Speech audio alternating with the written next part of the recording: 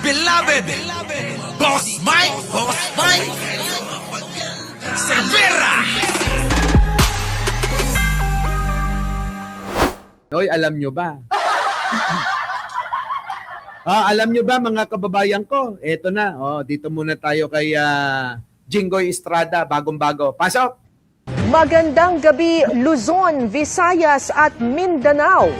Kinasuhan ng plunder at graft ng ombudsman si Senador Jinggoy Estrada dahil sa umunoy pagtanggap ng higit kalahating bilyong pisong kickback mula sa iba't ibang proyekto ng Department of Public Works and Highways o DPWH. Eto na ho mga kababayan, Evangeline Camelo siya. Luluha ng bato. Jason Permin, makinig kayo makinig. Eto na ho, Fred Somers, marriage celebrant po. Ronnie, eto na Boss Mike, magkakasal, eto na, John Villanueva, tumigil ka. Eto na, Cesar Maltiso, eto na, pakinggan nyo ho, si Jinggoy Estrada, nanganganib na. Nanganganib na, Emma Cardino. Nanganganib na ho. Kinasuhan din ng umunoy kasabwat na sina dating DPWH Secretary Manuel. Narinig nyo mga kababayan, ulitin natin. Magandang gabi, Luzon, Visayas at Mindanao. Kinasuhan ng plunder at graft ng ombudsman si Senador Jinggoy Estrada dahil sa umunoy pagtanggap ng higit kalahating bilyong pisong kickback. Higit kalahating bilyon, bilyon ho, higit kalahating bilyon. Ibig sabihin, maaaring 500 plus million, maaaring 600 million, 700 million, 800 million, ganon ano? Higit kalahating bilyon, mga kababayan. Ang di umano ay kinikbak, dinugas, ninakaw ni Jinggoy Estrada. Sa iba't ibang proyekto ng Department of Public Works and Highways o DPWH. Kinasuhan din ng umunoy kasabwat na sina dating DPWH Secretary Manuel Bonoan at mga opisyal ng DPWH National Capital Region. Kita nyo mga kababayan ko, ito na nga yung sinasabi natin. Paano nyo masasabi na pinipersonal itong si Jinggoy Estrada? Samantala, ang pagkakaso sa kanya, kasama ho yung dating DPWH Secretary na si Bunuan, magnanakaw rin pala. At yung iba pa, nakawani ng gobyerno na kasapakat nila. Nakuha nyo? Ulitin natin, mga kababayan, para maliwanagan yung mga bobo. Mga DDS, makinig kayo. Kayo yung tinutukoy ko. Si Jinggoy Estrada ay sinampahan ng kaso sa Sandigan Bayan. May mga kasama, hindi lang siyang nag-iisa. Huwag niyong iisipin na pinipersonal ang putang ina.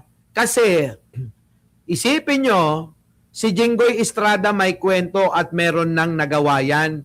At meron pang 11 na kaso sa Sandigan na tuloy-tuloy na naghihiring pa. Mga kababayan, take note Si Jinggoy Estrada, bukod sa sampahan na yan at mukhang na pardon nga ni, alam nyo naman si Digong, yung sinungaling na matanda na demonyo.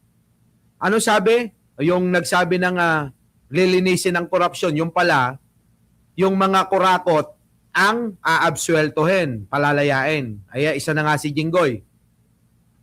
Bukod sa nakulong na yan dahil sa kaso, nakaparehas ng kaso ngayon, meron pa hong existing patuloy na pagdinig, hearing, dyan po sa Sandigan Bayan na 11 kaso ng graft and corruption. Nakuha nyo? John Burns, ano to, replay. Diba? Diba mga kababayan, nakita nyo, no? Grabe, no? Tapos ngayon, sinasabi ng mga DDS, ay putang ina, paano, dahil kalaban siya politika at nasa membro ng mayorya sa Senado si Jinggoy, kinasuhan nila. Kita nyo yung mga pag-iisip, mga kababayan ko? Ang hihina ng ulo. Dahil daw ngayon, ang katwiran, kaya daw kinasuhan, mga kababayan, dahil membro daw ng majority block ng Senado. Putang ina, mga bobo kayo. Maaari nyo bang kasuhan yun dahil lamang sa membro ng mayorya sa Senado? Maaari bang kasuhan yun? Ipaliwanag nating maigi, mga kababayan, sa mga bobong DDS. Oh, mga bobong DDS, kayo, makinig kayo. Kaya kinasuhan si Jinggoy Estrada hindi dahil membro siya ng mayorya. Walang pakialam yung batas doon. Ang pakialam ng batas, yung kanyang mga inaakusa sa kanyang mga kaso na di umano siya ay kumulimbat, nagnakaw, nandambong ng sandamakmak na pera ng gobyernong at taong bayan. Di ba, pot-pot, di ba? Oh, ang hilito, ang talan, ano? Naririnig nyo? Boy Sisid. Di ba? Boy Sisid, ano to? Replay to. Shout out sa'yo. Di ba? Parang Jerby, ano? Yun yun! Iengot-engot kayo eh. Oh. Ano ang dahilan? May nagtuturo nga ni sa kanya na kumik back si Jinggoy Estrada sa pera nyo, pera natin. Pera mo! At pera ko! At pera nating lahat, mga putang ina nyo!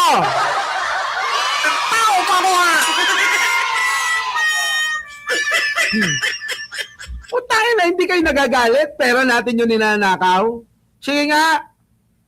Hindi kayo galit? Oh. Pera natin yung pera nyo, hindi kayo nagagalit? Ninanakawan na kayo, tuwan-tuwa pa kayo?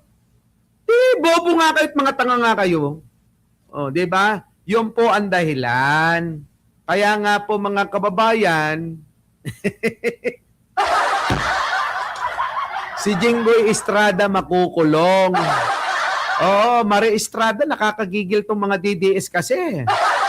'Di ba, Elena Mercado, ano? Ha? Hindi nga ako galit. Belen Reyes, oo, hindi ako galit. Puti. Inaantabayanan na ang paglalabas ng arrest warrant ng Sandigan Bayan para sa mga kasong ito na walang piyansa. Yan. Nakatutok si Joe. Walang piyansa. Ano ang ibig sabihin? Pag walang piyansa, ikay makukulong, kaya ikaw, erase mo na yung pinamumulta sa'yo ng korte. Para hindi ka makulong. Pag hindi mo na-raise yun, sigurado makukulong ka. Di ba? Hindi ka na makakapag token-token. Ngayon, mga kababayan ko, walang piyansa ito kay Jinggoy Estrada.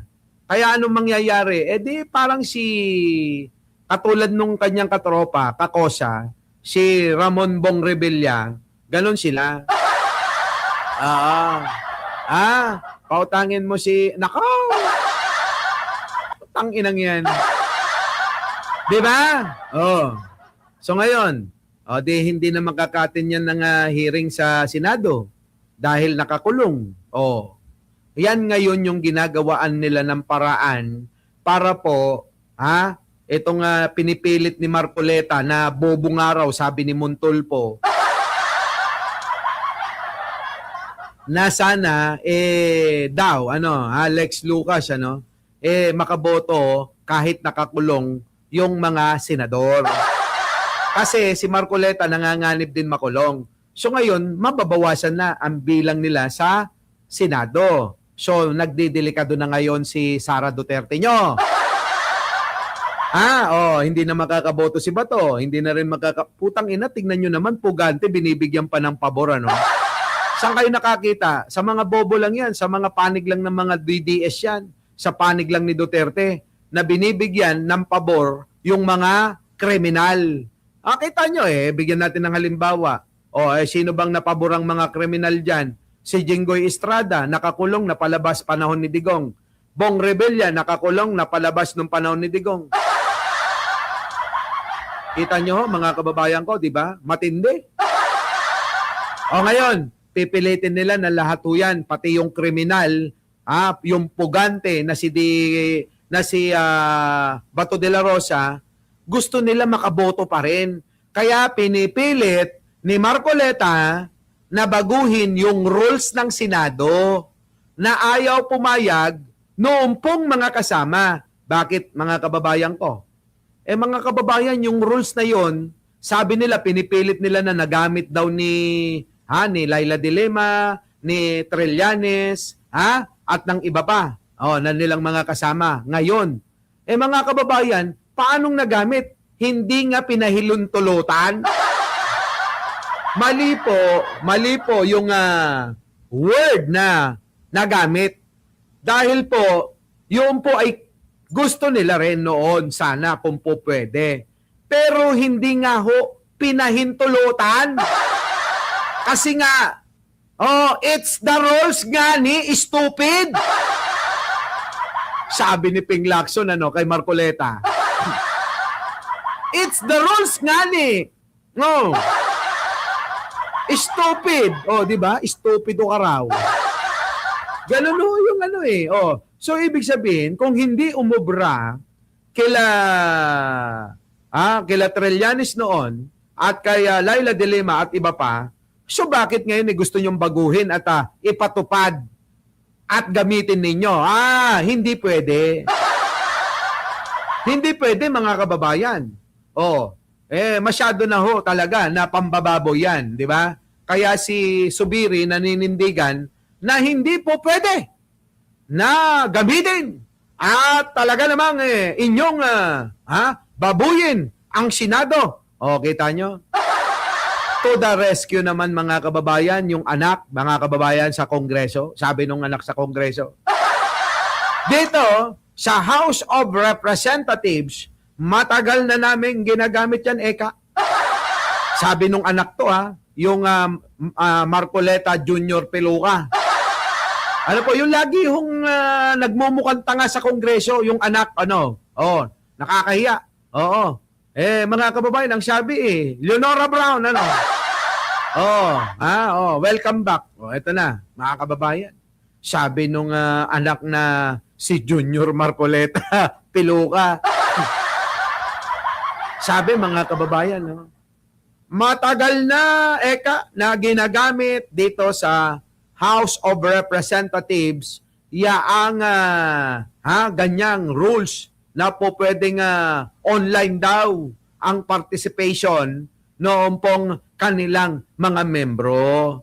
Kung di ba naman tanga rin at sinto-sinto itong anak ni Marcoleta na to, hindi House of Representatives yung may rules na ganyan sa sinasabi at tinatalakay nilang gusto nilang baguhin.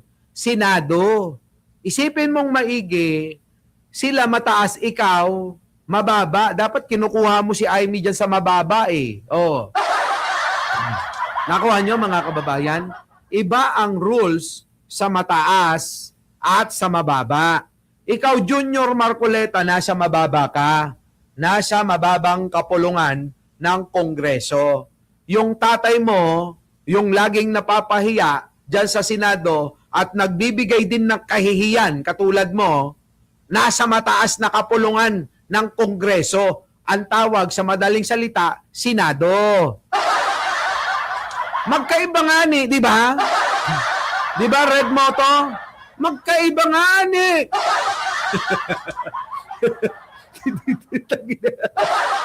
Ano pag-uusapan natin? Ayaw ko nga yung 300,000 na ino-offer nyo. Tapos dahil hindi ko tinanggap yung ino-offer nyo, ipapategi nyo na ako? Uy, Jojo Chavez, samantalay mo nang pinapanood ako dahil ang banta sa buhay ko. May nagsabi na hindi na raw ako sisikatan ng araw. May nagsabi pa na huling vlog ko na raw yung kahapon. Awa ng Diyos, nakapag-vlog pa ako. May nagsabi pa na talagang kakasuhan daw ng kung ano-anong kaso. Putik na yan, mga kababayan, Yung naghahanap ng 300K, isang buwan lang, Diba? Yung nangangailangan ng 300K dyan, Tignan mo, offer sa akin, isang buwan lang yun. 300K tinatanggihan ko. Eh bakit? Kasi ako yung totoo na sumusuporta at nagmamalasakit na nagtatanggol, sukdulan na ialay ko yung buhay ko sa prinsipyo na alam ko. Nakuha nyo mga kababayan, ano? Prinsipyo po ito. Oh. Nakikita natin tama eh. 'Di ba? Nakikita natin na tama eh. Kasi ako may mga matitino akong mga anak na gusto kong magkaroon ng magandang magandang future pagkatapos ng mga susunod na panahon na aanihin nila dahil sa naumpisahan ni Pangulong Bongbong. Oh. 'Di ba? Mga kababayan, mayroon ako sa inyong trivia. Meron akong trivia sa inyo, mga kababayan. Tanggalin ko muna to para mas marinig nyo ako. Alam nyo ba, mga kababayan, kung inyong mapapansin, kung buhay na kayo, nung panahon at naabutan nyo si Pangulong Ferdinand Marcos Sr. Pakipresuan nga kung sino nakaabot kay Ferdinand Marcos Sr. Marami kayong matutunan dito. Marami kayong matututunan. Sino ang nakaabot sa panahon ni President Ferdinand Marcos Sr.? Sige nga. Yan. Yan, si Leonora Brown, Jojo Chavez. Yan. So, alam nyo na, magkakasing edad kami niyan. Ngayon, ipasok natin. Alam nyo ba, nung panahon ni Pangulong Ferdinand Marcos Sr., ang Korea ay mas mayaman ang Pilipinas sa kanila? Naniniwala kayo, mga kababayan ko? Noong panahon ni Pangulong Ferdinand Marcos Sr., ang Pilipinas ay mayaman sa South Korea. Ang Pilipinas pa ang tumutulong sa South Korea para makaahon sila, makarecover sila. Yan ay panahon ni Pangulong Ferdinand Marcos Sr. Hindi ba kayo nagtataka kung mas mayaman tayo nung panahon ni Ferdinand Marcos Sr. sa South Korea, bakit nung nawala siya, naungusan tayo? Nakuha nyo?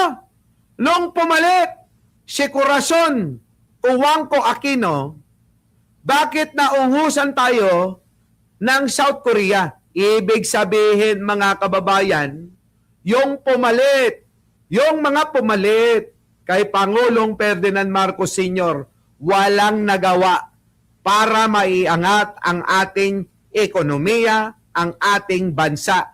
Kasi naungusan tayo nung bansa na tinutulungan lang natin. Ibig sabihin, anong ibig ko sabihin? Hindi gumawa ng kaparaanan ang mga sumunod kay Pangulong Ferdinand Marcos Sr., kaya tayo nabaon. Nakuha nyo? Kaya wag na kayong magtaka kung bakit ganito ako magmahal kay Pangulong Bongbong Marcos.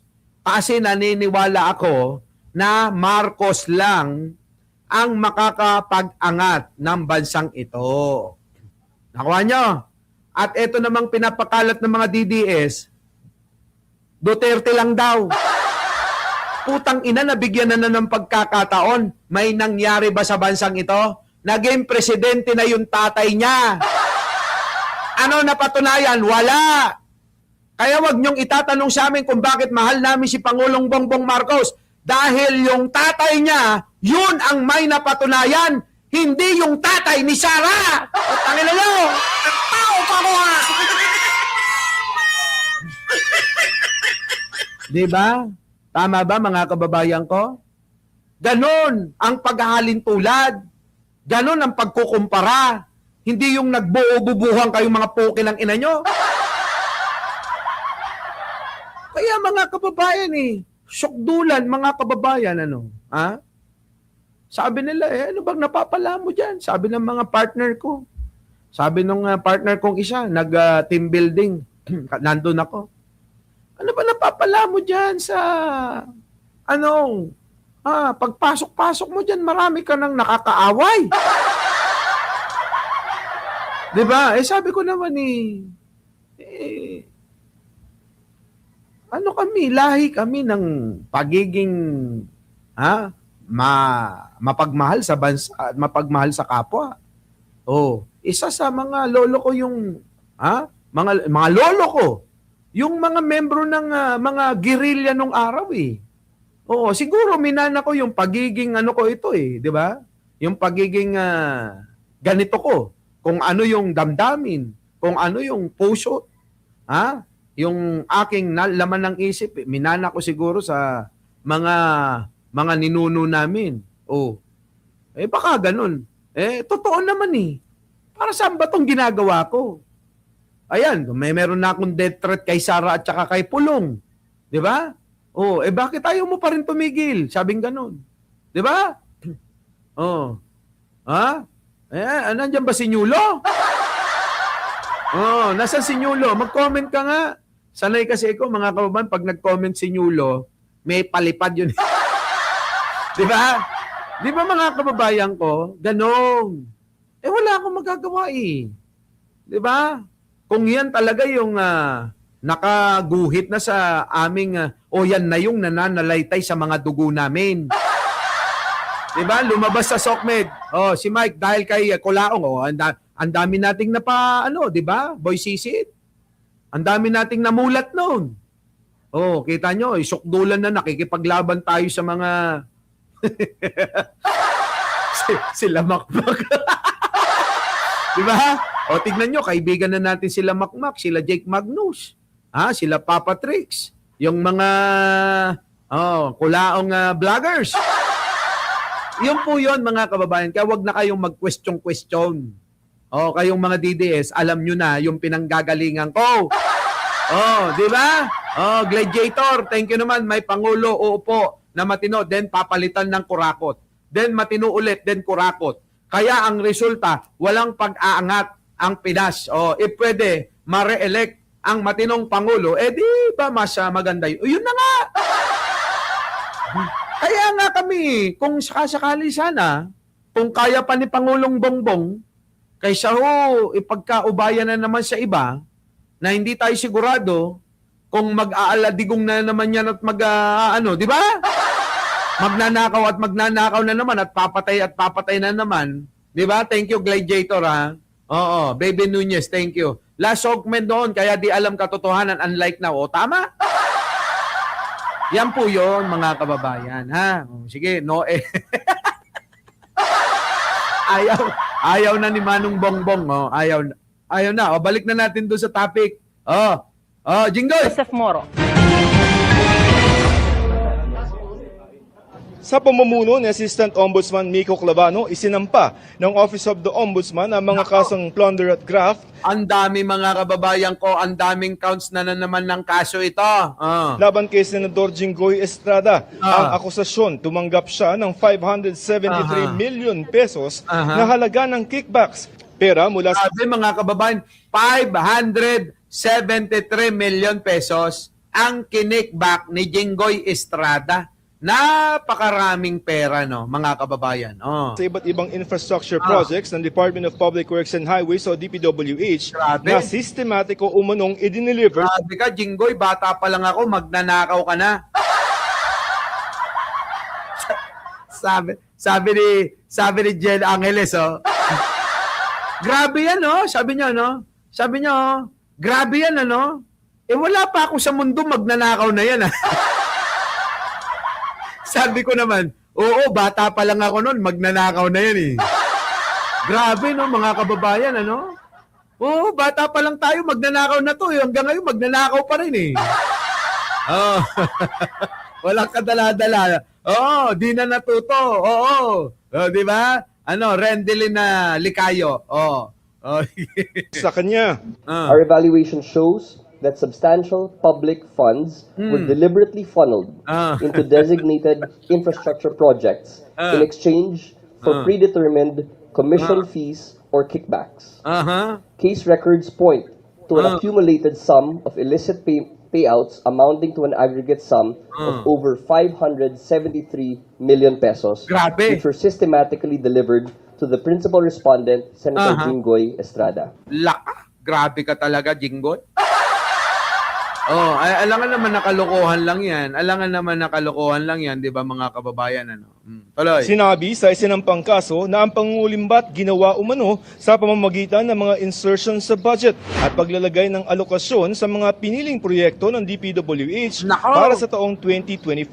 Dati nang sinabi ni Estrada na walang record ang Senado na meron siyang insertion. Sagot dyan ng Ombudsman, hindi doon nakalagay ang lahat ng hakbang sa paggawa ng budget. This certificate does not capture all stages of the budgetary process, wherein insertions may be made in a layered method.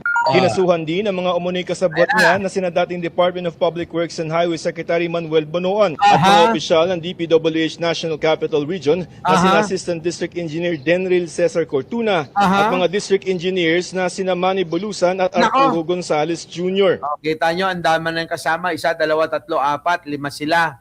Magkakasama mga kababayan. Ano? Ha? Oh. 5 sila na magkakasama mga kababayan. Kinasuhan. Oo, ginagawa niyang bakasyonan ang selda. Tagal naman ng bakasyon niya. Oh. Ngayon, mga kababayan ko, kayo, ano masasabi niyo dyan? Kayo ba naniniwala pa inosente? Sige nga ho mga kababayan, tanungin ko nga kayo, sa kabila ng paulit-ulit na inaakusa kay Jinggoy Estrada, yan, tulad ng mga kaso ng plunder, graft and corruption, malversation, bribery, o mga ganun, ano? Mga kababayan ko, tanungin ko kayo, naniniwala po ba kayo na si Jinggoy inosente? O, sa mga naniniwala na inosente si Jinggoy, press 2. Sa mga hindi naniniwala, press 1. Oo, di ba? Grabe. Nakakasuka na ho ito. Sa akin ho, ipipress ko, sigurado, sigurado, baka 1 siguro. Nag-press 1 ako. Yan ang boto ko. Mga kababayan ko. Oo, di ba? Third time na yan eh. So, kayo nang bahala dyan mga kababayan. Basta ho ako, sinasabi ko sa inyo, si Jinggoy, guilty yan para sa aking mga mata, mga kababayan. Our beloved Boss Mike Cervera.